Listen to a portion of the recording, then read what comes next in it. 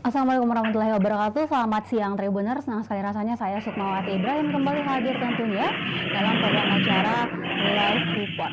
Seperti biasanya kita selalu hadir setiap hari pukul 2 siang dan tentunya terhubung langsung dengan reporter Tribun Timur yang bertugas di berbagai daerah maupun kabupaten yang ada di Sulawesi Selatan dan juga Sulawesi Barat. Saat ini saya sudah terhubung dengan reporter Tribun Timur yang bertugas di Kabupaten Wajo. Ada Hardi Anca di sana yang akan melaporkan terkait kunjungan Presiden Joko Widodo yang akan meresmikan bendungan Pasel Lorang. Untuk lebih lengkapnya langsung saja Hardi Anca laporan Anda.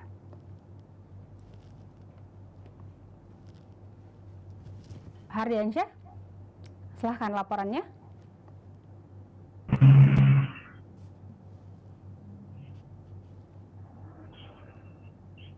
Kalau rekan Sukma bisa diulang? Hardiansyah, berapa lama pengerjaan dan apa saja manfaat dari bendungan Pasel Lorang yang hari ini diresmikan oleh Presiden Joko Widodo? Ya, selamat siang Tribuner. Hari ini Bapak Presiden Joko Widodo meresmikan Tanggiliran, Kabupaten Wajo. Bendungan Pasel Lorang sendiri dibangun pada mulai dikerjakan pada tahun 2015 dengan menggunakan anggaran APBN sebesar 790 miliar. Pastinya sejak dibangun tahun 2015 ada rentang waktu 6 tahun yang diputuskan untuk membangun bendungan yang diketahui adalah bendungan terbesar di kawasan ini. Bendungan Pasel Lorang sendiri ini berfungsi mengiring area persawahan warga seluas 8.500 hektar di 6 kecamatan yang ada di Kabupaten Wajo. Selain itu, bendungan ini juga dimaksudkan sebagai area konservasi juga ini dimaksudkan untuk pengendalian banjir di Sungai Giliran. Selain itu, bendungan Pasel Lorang yang terletak di Kecamatan Giliran ini juga dimaksudkan sebagai daerah pengembangan wisata dan juga memiliki potensi listrik sebesar 2,5 megawatt.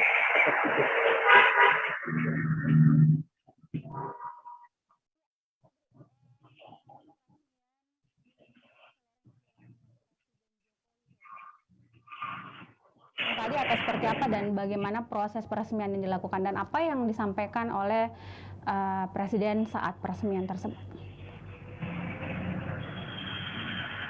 Saat peresmian tadi hanya di dalam kawasan Pasel Lorang karena akses masuk dan sementara masa pandemi itu kita dibatasi untuk mendapatkannya di area bendungan Pasel Lorang. Kita hanya mengambil gambar dari luar saja seperti itu. Jadi mungkin bisa diceritakan bagaimana gambaran seperti apa sih antusiasnya masyarakat saat iring-iring Presiden Joko Widodo memasuki wilayah bendungan Pasel Lorang tersebut? Sejak tiba di Kabupaten Wajo, di Kabupaten ini, itu antusias masyarakat sangat tinggi. Bahkan ketika Bapak Presiden tiba di Kabupaten Wajo dan gerimis mengguyur, itu masyarakat masih berlomba-lomba ingin menyaksikan kehadiran Presiden dengan melambaikan tangan. Dan di Kecamatan Giliran sendiri, sejak kita masuk di perbatasan Kecamatan Giliran itu sudah banyak masyarakat yang menunggu di sekitar situ. Belum lagi di sekitar kawasan itu dipadati oleh masyarakat yang ingin menyaksikan kehadiran orang nomor 1 di Indonesia. Seperti itu rekan. Baik, Hardiansyah, ada informasi bahwasanya beberapa lahan warga yang belum dibayarkan ya dalam dalam pembuatan bendungan Pasel Lorang ini. Apakah warga yang datang berkerumun yang menyambut antusias kedatangan Presiden Joko Widodo ingin menanyakan langsung kepada Presiden terkait pembayaran lahan mereka atau seperti apa? Ya, betul sekali rekan Sukma. Sampai hari ini diresmikan bendungan Pasel Lorang yang sudah diresmikan oleh Bapak Presiden sekitar pukul 1 tadi, itu masih ada kendala-kendala yang belum terselesaikan, dan salah satu kendala utama adalah proses pembayaran ganti rugi lahan warga. BPN mencatat bahwa masih tersisa setidaknya 311 bidang lahan non kawasan hutan dan masih ada 120 bidang kegiatan yang belum terselesaikan dan kerugiannya.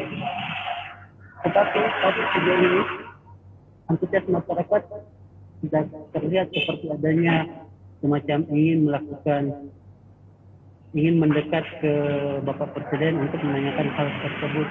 Karena kebanyakan masyarakat lebih antusias ingin menyaksikan kehadiran Bapak Presiden yang didampingi oleh Ibu Negara, Ibu Iriana Jokowi. Seperti itu rekan.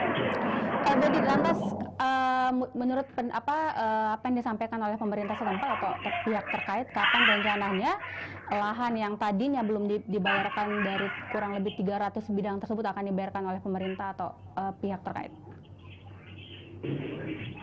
Ya betul sekali rekan Sukma, bahwa proses pembayaran itu diverifikasi oleh Lembaga Manajemen Aset Negara atau Elman. 2 hari yang lalu sebelum Bapak Jokowi ada setidaknya 38 bidang lahan yang sudah dibayarkan oleh Elman kepada pemilik lahan di Bendungan Petalongan. Kapan rencananya Hardiansyah, kapan rencananya akan dibayarkan? Apa janji kepada Sejauh ini belum ada rencana kapan akan dibayarkan, tetapi beberapa bidang lahan itu masih menunggu verifikasi dari Elman. Baik, Hardiansyah mungkin bisa disampaikan juga kepada Tribuners, selain meresmikan bendungan, agenda apa saja yang dilakukan oleh Presiden Joko Widodo di Kabupaten Wajo? Selain meresmikan bendungan Petalongan di Kecamatan Gilir, Kabupaten Wajo, saat Bapak Presiden tiba di Kabupaten Wajo, mendarat dengan helikopter terbangnya di Padang Lampung, Bapak Presiden dan rombongan langsung menuju ke SMA Negeri 3 Sengkang untuk meninjau proses vaksinasi pelajar yang juga dirancangkan secara virtual di 20 sekolah. Lalu pasca dari SMA Negeri 3, rombongan bertolak ke Puskesmas Wan Rewu di Kecamatan Tanah Solo untuk menyaksikan proses vaksinasi masyarakat umum yang juga dilakukan secara virtual di 24 layanan kesehatan yang ada di Kabupaten Wajo. Setelahnya, Bapak Presiden Jokowi pun langsung ke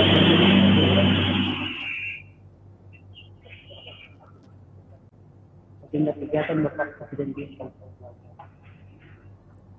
Baik, Bedi, terima kasih banyak atas laporan Anda dan selamat beraktivitas kembali. Dan Tribuners jangan kemana-mana karena kita akan kembali lagi setelah jeda berikut ini.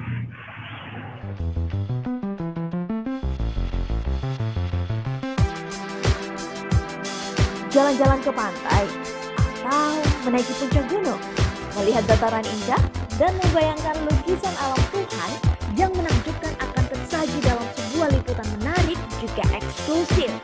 Ikuti perjalanan saya menuju destinasi paling epik di Sulawesi Selatan, hanya di Wisata Virtual Tribuners.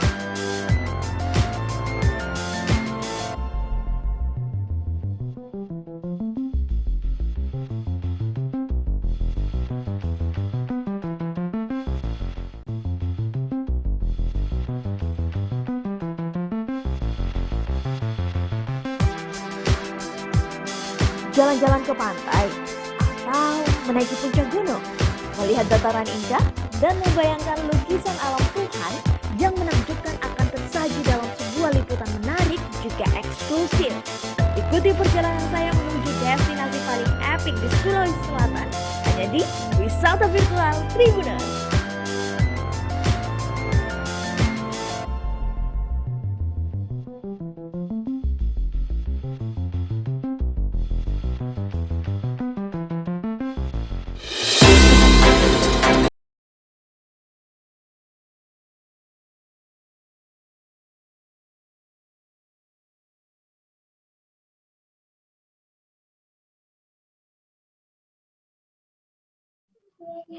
Baik, Tribuners, selanjutnya kita akan terhubung dengan reporter Tribun Timur yang bertugas di Pemprov Sulsel, ada Muhammad Fadli Ali. Fadli, monitor Fadli.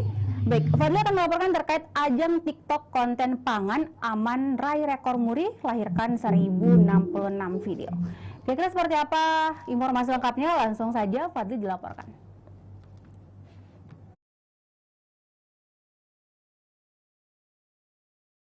10.00 waktu Indonesia Tengah, Balai Badan Obat dan Makanan di Makassar bekerjasama dengan Pemprov Sulsel menggelar penyerahan hadiah bagi pemenang lomba video yang kemudian menggunakan aplikasi TikTok terkait bagaimana kualitas pangan yang menjadi tema pada lomba tersebut. Kegiatan tersebut digelar di kantor Gubernur Sulawesi Selatan, tepatnya di ruang rapat pimpinan di Jalan Urip Sumoharjo, Kota Makassar. Di mana pada saat itu pagi tadi hadir Sekretaris Provinsi Sulawesi Selatan Bapak Abdul Hayat Gani. Dalam penyerahan hadiah itu ada 3 juara 1, 2, dan 3. Juara 1 alhamdulillah diterima oleh salah satu siswa di SMA Telkom Makassar, di mana judul TikTok yang ia beri judul yakni Selatan saja. Nah, sehingga tadi sudah diumumkan juara 1 sampai 3 dan juara harapan 1 sampai 3. Di mana tadinya kegiatan ini bekerjasama juga dengan Museum Rekor.